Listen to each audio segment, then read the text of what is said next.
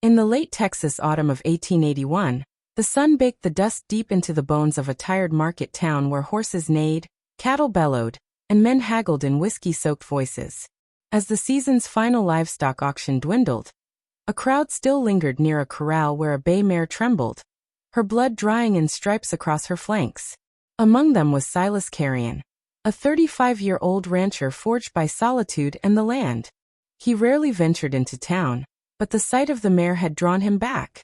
As the crowd thinned, Silas noticed a girl, no older than 19, standing barefoot in the dust, her dress torn, hair clinging to her face. She was quiet, distant, tied to a rope like a beast, with a drunken man at the other end. The man bragged about her as if she were property, claiming she couldn't hear or speak but worked cheap. Laughter and crude remarks followed, but Silas turned away. Then he felt it, a glance.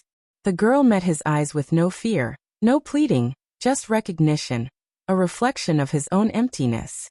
When the drunk offered her and the horse together for a handful of coins, Silas hesitated only a moment before agreeing. The girl flinched when the man tugged the rope. Silas took it from him and tossed it aside. She followed him without a word. At the wagon, she climbed in without resistance, folding herself into a corner. Just as Silas climbed up, he felt a light touch on his coat. Her fingers, calloused and small, had grazed his sleeve. It wasn't a thank you or a plea. It was trust. Silas, a man who preferred horses to people and solitude to speech, now had company. A girl who didn't hear and didn't speak but understood more than most. They rode in silence, the wind sweeping her hair back as the wagon creaked away from town, neither of them glancing behind. His ranch was modest, just a slanted roof house, a few outbuildings and acres of open sky, but it was quiet and clean. When they arrived, she stepped lightly to the ground, alert but unafraid. In the kitchen, she moved with quiet purpose, finding tin cups and ladles as if she'd always belonged. After supper, Silas gave her chalk and pointed to the doorframe. Name, he said. She knelt and wrote in soft script. Lane. He repeated it aloud, uncertain but earnest. She turned and walked out into the barn. In the morning, he found her beside the same wounded mare, tending it with silent hands. She touched the horse with care, wrapping its leg as if listening through her palms. The mare didn't protest.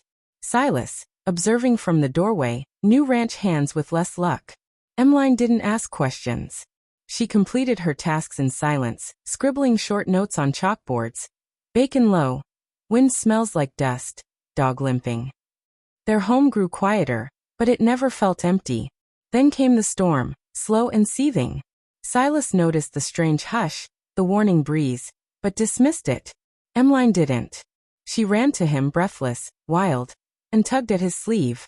Her eyes screamed what her mouth could not. Confused, he followed her outside. Lightning struck just behind the cattle shed, splitting the world in two. The tree exploded, flames dancing into the dark. Silas reeled in shock. Emmeline stood just beyond the doorway, unmoved by the chaos. She hadn't guessed she'd known. That night, when the fire was out and calm returned, they sat together at the kitchen table. No chalk, no words. Just hands resting on wood, and the unspoken realization that he wasn't alone. Emmeline, though wordless, seemed to hear things most couldn't. The shift in the air, the pain in animals, the stirrings before change. When a cow stood still and alone one morning, Silas thought nothing of it. Emmeline acted. She led the cow to the birthing stall, prepared water with herbs, and stayed by its side. By nightfall, the calf arrived. She had known as always. Silas began to see the world differently through her. Not in noise or explanation, but in quiet instinct and presence. She wrote little, spoke never, but listened in ways others couldn't. One day, Silas returned from town weighed down by old memories and half-truths told by the sheriff. Yet now, for the first time in years, he wasn't facing the world alone. There were murmurs in the town, old, lingering suspicions, that his father had claimed more land than he had any right to during the chaos of war and resettlement. That unspoken guilt had lived with Silas for years. It wasn't new, but it never dulled. He never told Emmeline, yet one evening, as he sat wordless on the steps watching dusk gather, she joined him. Without saying a thing, she placed her hand gently on his shoulder, soft and steady. After a long silence he whispered, almost as if to himself, "How did you know I carry shame for this land, for what my father did to keep it?" She searched his eyes for a moment, then slowly pressed her hand to his chest, directly over his heart, and turned away, walking toward the old oak under which his father lay buried. She had never read the grave, never asked him about it, but she knew. At night, Silas would wake from dreams thick with cannon smoke and scorched hills, haunted by his father's ghostly voice, gravelly, trembling with pride and regret. "I gave you the land, Silas, and the blood on it."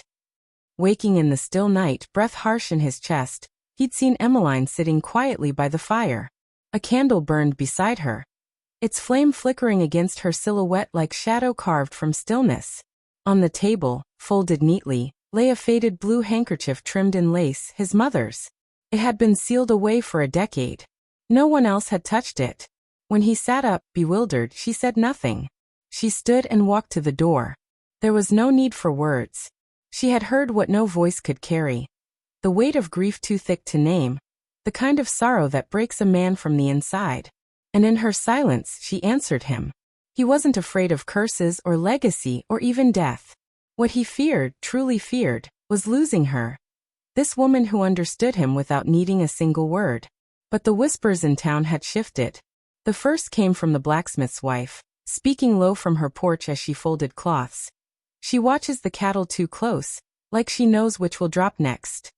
By week's end, the preacher's son stoked the fire with rumor. "She touched our goat, 2 days later, it birthed too early." They said it wasn't natural. Emmeline had never spoken a word, and that silence only fed the town's unease. At the general store, a mother yanked her child aside as Emmeline passed by, basket in hand. At the post, someone spat near her feet. She didn't flinch, but Silas saw her hands tighten around the basket, her footsteps grow softer, as if trying to vanish into a world that refused to forget. He never spoke of it. She never asked why kindness had no place in their world. Then a ranch hand's boy came down with fever, face red, body convulsing. It wasn't the doctor who arrived. It was Emmeline. She entered the barn, wordless, knelt beside the cot, laid her hands on the child's chest, then his brow, and closed her eyes. She rose quietly, gathered 3 herbs, lavender, feverfew, rabbit tobacco, from Silas's drying wall, brewed them, and returned with the warm cloth. The boy drank, and by dawn he was hungry again. His mother, shaking with gratitude, wept and held Emmeline's hand. Yet the next day, she was at the well whispering. She never asked what was wrong. How did she know? The fear spread quickly. 3 days later they came. 8 townsfolk, torches in hand unlit, but no less threatening, stood at Silas's gate. Mr. Withers, old and bitter, stepped forward. "She's got to go. That girl hears what she shouldn't." Silas, standing at the barn door, unshaven and stony-faced, answered calmly, "She's mute." "That don't mean deaf," Withers snapped. "She sees things before they happen. Talks to animals like they answer back. One of my steers dropped dead, and she was the only one who touched it. She's cursed." Inside, Emmeline watched from behind a curtain. She saw the faces, not angry but sure, certain in their fear. She reached for the door, but Silas raised his hand. He stepped into the mud, boots sinking slightly, and faced them. "She saved a child," he said. "Maybe she gave him the fever first," a woman muttered. He didn't shout. He didn't need to. "She listens. Not with ears. With her whole being. I've lived 35 years and can count on one hand the people who've really heard me. Not just the words I said, but the ones I didn't. She did. Without ever speaking once." He scanned their faces. "If you want to drive someone out just because she sees a world you're too scared to see, fine. But you'll have to go through me." Withers opened his mouth, then shut it. No one moved. One by one they left. Torches untouched. Steps heavy with something they couldn't name. That night, the ranch was still. Emmeline brought cider to the hearth, and sat at the table beside Silas. She didn't sign, didn't write, didn't even look his way. She simply reached out and laid her fingers atop his. It wasn't gratitude, it was recognition. He turned his hand, wrapped hers in his, and they sat in silence. The fire cracked. The wind hummed. And between them, Something deeper than words began to grow. When December's first snow came, it drifted down gently, like a balm over wounds not yet healed. Emmeline stood at the kitchen window, sewing a cloak for Silas from scraps of old clothes, wool leather, the lining of a forgotten coat. She needed no forecast to feel the cold's approach. Silas watched her from the barn door. She moved with certainty, every motion exact. In the weeks since the town had turned on her and he had chosen to keep her, the ranch had begun to feel right again. She brewed coffee before sunrise, lined the chicken coop with pine needles, brushed the horses in patient circles. The animals responded to her in ways he had never seen, approaching her calm hand, drawn to her quiet. What once had felt like silence now felt like understanding. One afternoon, as he rode out to check the fences before the coming storm, the last light of day sank behind the ridge, and he knew. Home wasn't just the land or legacy, or name carved into stone. It was her. When his horse reared, spooked perhaps by a loose stone or a scent carried on the breeze, he was thrown violently to the ground, landing on his shoulder against the frozen earth. The impact knocked the air from his lungs, leaving him gasping, pain radiating from where his arm struck a root. He dragged himself upright, blood trickling from his elbow, and with the sky growing darker by the second, he wrapped a cloth around the wound and started moving. Each step sent a sharp jolt through his ribs. By the time he stumbled into the yard, dusk had vanished entirely. Emmeline came running from the cabin before he could even knock. Maybe she sensed it, or maybe it was just one of those strange instincts of hers that no one ever understood. She brought him in, eased him into a seat near the hearth, and unwrapped the makeshift bandage with a careful touch.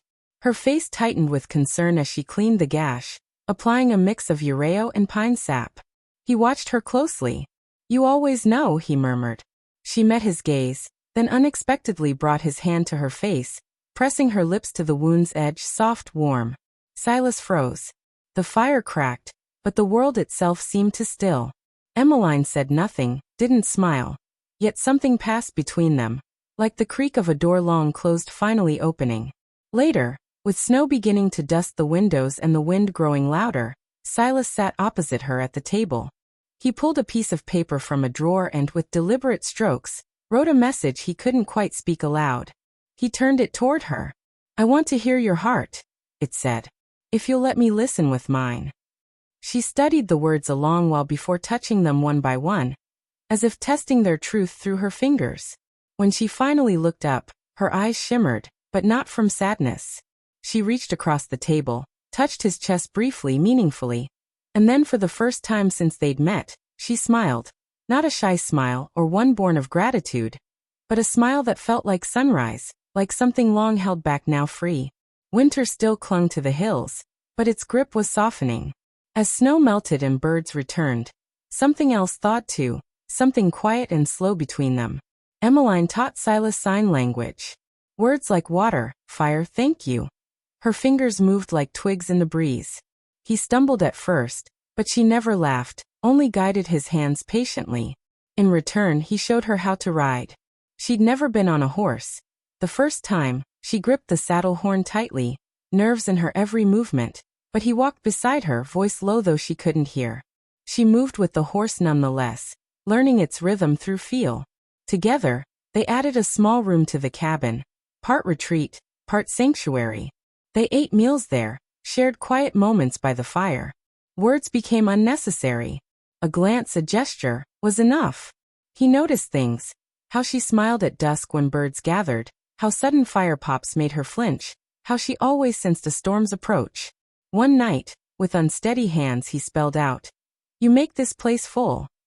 She stared at him, touched her fingers to his lips. Not a kiss, just acknowledgement. Her way of saying, "I hear you." Then the storm came. Silas had dozed off after mending fences all day. No signs of bad weather. But Emmeline woke him gently, gesturing to the barn. Outside, the wind had changed. Clouds tore past the moon. Something felt off. In the barn, the horses were restless. Emmeline moved among them calmly, like she was part of the wind herself. A beam creaked. Silas looked up. "We have to move them," he shouted. But she was already leading one out, signing quickly. "Roof will fall now." They got the animals out just in time. Rain lashed down as the last horse cleared the doorway. Then the north beam gave way. The roof collapsed. Silas turned. Emmeline stood soaked, watching the ruin with steady eyes. "How did you know?" he asked. She pointed to her chest, then the sky.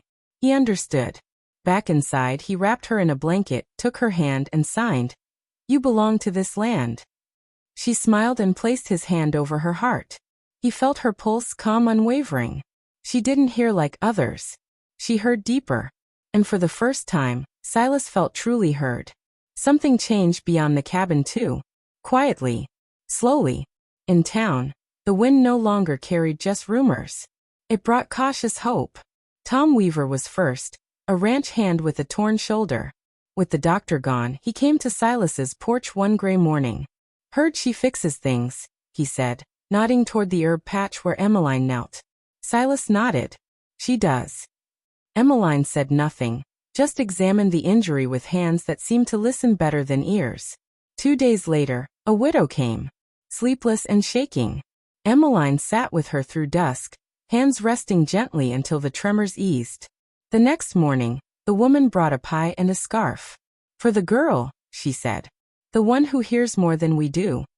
That winter passed with less shouting, fewer names whispered in fear. Silas and Emmeline lived as before, quietly, but now the town tipped their hats. Someone left preserves by the gate. Each morning, Emmeline wrote on the kitchen chalkboard, "Today will be good. I can feel it." She wasn't always right, but most days she was. And slowly, others began to believe it too. Then came the Sunday that changed everything. The frost had just melted. The church bell had barely finished ringing when word spread. A boy, just 7, had vanished during morning chores. Only one boot was found near the treeline. The rest was silence. Voices shouted. Dogs barked. Mothers wept. When Silas heard, he grabbed his coat. Emmeline was already beside him. She didn't speak, just knelt and placed her hands on the ground. She touched the earth with careful hands, palms, wrists, arms, then crawled ahead, slowing to trace the faintest signs. A stone nudged out of place, a twig freshly snapped. He had walked on without glancing back, but they followed, Silas first, then Tom, and others, pushing through thorns, climbing ridges, crossing dry creek beds, until they reached a small clearing ringed by cedar. There, beneath a bowed tree, lay the boy, curled in pain, his ankle swollen, his cheeks streaked with grime and sorrow.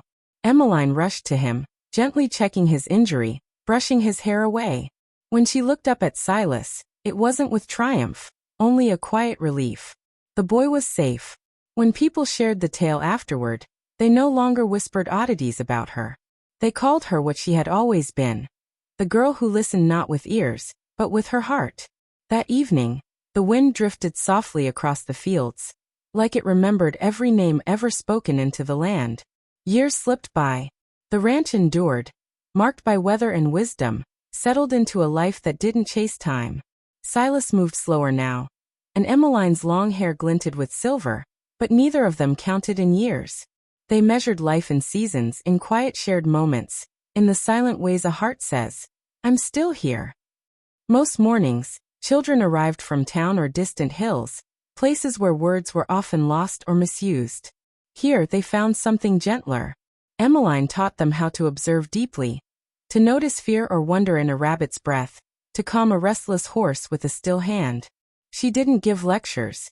She offered silence, a smile when they understood without needing to speak. Silas had built a bench under the cottonwood behind the house, where the two of them often sat at day's end. No words were needed. He'd pour warm tea, and she would hold his hand, tracing small circles with her thumb. Now and then he'd play an old tune on his harmonica, a melody without a name, and she'd close her eyes, letting the notes wash over her like dusk itself. Then one quiet evening, with dusk settling into the wheat, she turned to him. Over the years she had picked up a little speech, just enough to read lips, to shape a few tender sounds. Though her hands remained her preferred voice, this time she used her words, soft as falling snow. "I don't need sound," she said. "Only you." Silas took a long moment to answer, his throat tight. Finally he nodded. "I hear you. Always have." They stayed there, unmoving, as night crept across the land. The next morning, as always, Emmeline chalked a phrase on the wooden slate by the door. Today it read, "The day will be kind, I feel it." No one asked how she knew. They believed her. The townsfolk didn't call her odd anymore. They spoke of the girl who once couldn't speak or hear as the one who truly listened. Some still questioned, but most accepted. Even brought her pies or stayed long enough to leave feeling somehow lighter. One harsh winter, when a boy went missing in a snowstorm, Emmeline pressed her hands into the snow and lifted her face to the wind. She stood, pointed west. Silas followed her through thick pine for 3 miles until they found the boy tucked beneath a fallen tree, cold, scared, but alive. No one doubted her after that. As the year drew to a close, Emmeline and Silas walked side by side across the pasture. The sky above bloomed with soft color, a mare and her foal grazing nearby. The world was hushed but full. At the hill's crest, she turned to him and, for the first time, laughed, a breathy ripple that lifted her shoulders and brightened her face like sunrise. Silas smiled, kissed her temple. No one needed to tell their story. It was still being written, each day in quiet gestures. Sometimes love doesn't declare itself loudly, but walks beside you faithfully, asking for nothing more than to be real. If you've ever paused for a glance that spoke without sound, or felt love without needing words, then you've already known the heart of Silas and Emmeline. Out in the silent plains of the American West, where wind and quiet speak the same language, a lonely rancher and a girl called Deaf found something deeper than speech. A language of glances, of presence, of hearts that listened. Thank you for joining their story. If you're drawn to tales where love endures through hardship and grace unspoken, stay with us. Love doesn't end with the telling. It lingers, remembered, reclaimed, echoing quietly long after the last word. Until we meet again, may your quiet moments be full, and may someone always understand the heart you carry.